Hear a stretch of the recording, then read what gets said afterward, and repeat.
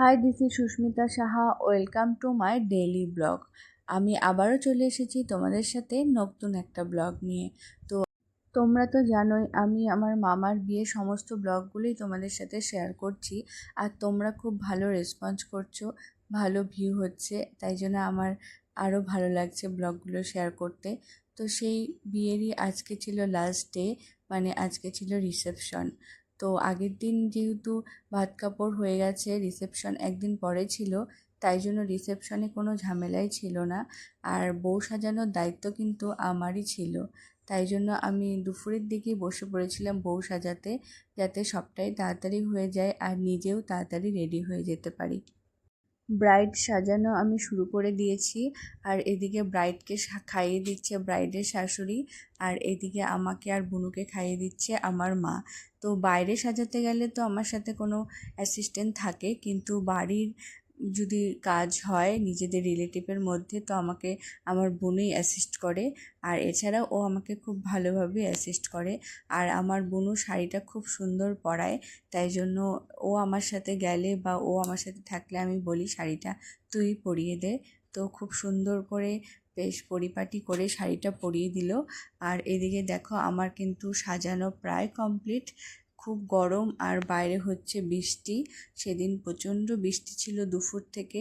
রাত্রে যেন আকাশটা ভালো হয় এই প্রার্থনাই করব ঠাকুরের কাছে, এত সব কিছু আয়োজন কোনো কিছুই যেন নষ্ট না হয়।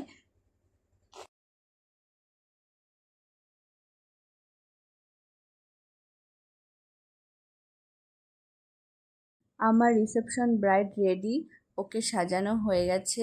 আর ওর এরকমই লুক পছন্দ ছিল, যাতে লুকটা বাঙালিয়ানার মধ্যে হয় ঘোমটা দিয়ে।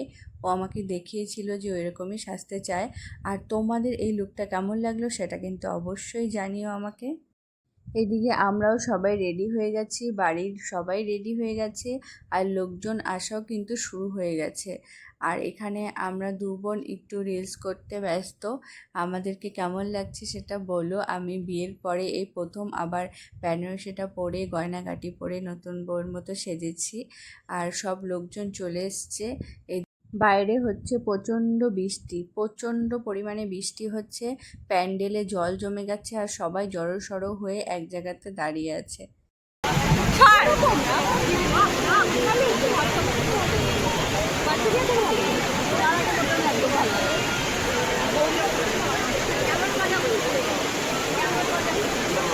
কোথায়?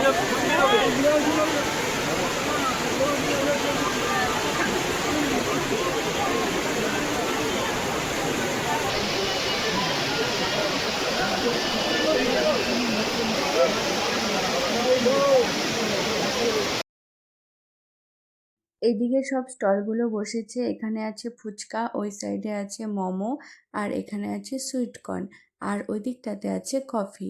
তো সব স্টার্টারগুলো কিন্তু ভীষণই টেস্টি ছিল। আমরা সবগুলোই খেয়ে দেখছিলাম, সবগুলোই ভীষণ টেস্টি ছিল। গেছে গা দাদা কলকাতা গেছে কলকাতা।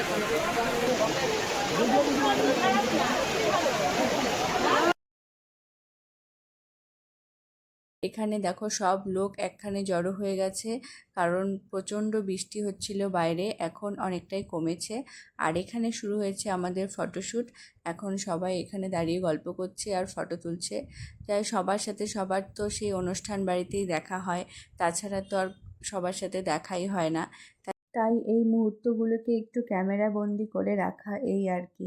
আর এদিকে চলে এসেছে কন্যাযাত্রী, মেয়েকে দেখার জন্য সবাই একদম ঘিরে ধরেছে। তো আমরা এখন ওদিকটাতে যাই, ওদিকটাতে চলছে ফটোশ্যুট। এটা হলো একটা মামি মামা, আর এই পুচকি ছোট্ট বুনু, আর এটা একটা সুন্দরী মামি। আর এই হলো আমার মা মাসি মিলে 4 বোন। সবাইকে আজকে কত সুন্দর লাগছে দেখতে, সবাই খুব সুন্দর করে সেজেছে।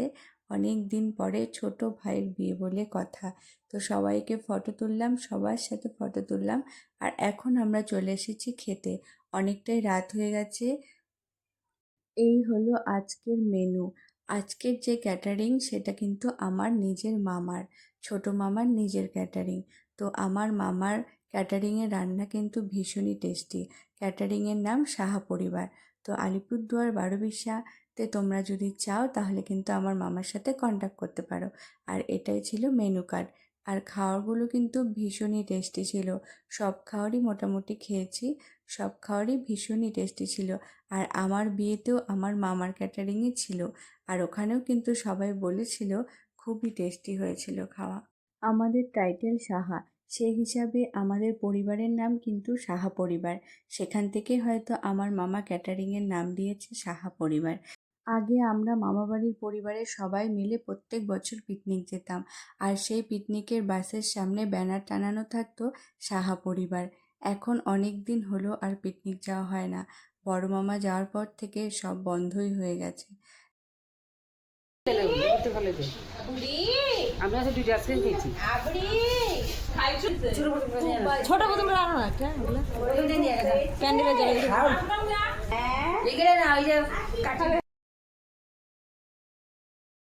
গেস্ট আসা প্রায় কমপ্লিট, সবাই খেয়ে দিয়ে প্রায় বাড়ি চলেই গেছে।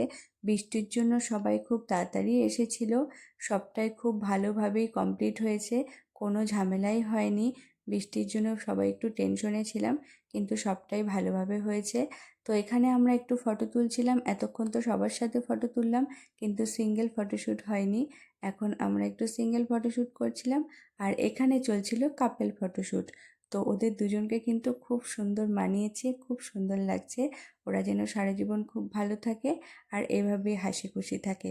তো মামার বিয়ের ব্লগগুলো তোমাদের কেমন লাগলো সেটা অবশ্যই জানিও। ভিডিওটা আজকে এখানে শেষ করছি। ভিডিওটা ভালো লাগলে একটা লাইক করে দিও। ফেসবুক থেকে দেখলে পেজটাকে ফলো করে দিও, আর ইউটিউব থেকে দেখলে চ্যানেলটাকে সাবস্ক্রাইব করে দিও। দেখা হচ্ছে পরের কোনো ভিডিওতে। টাটা।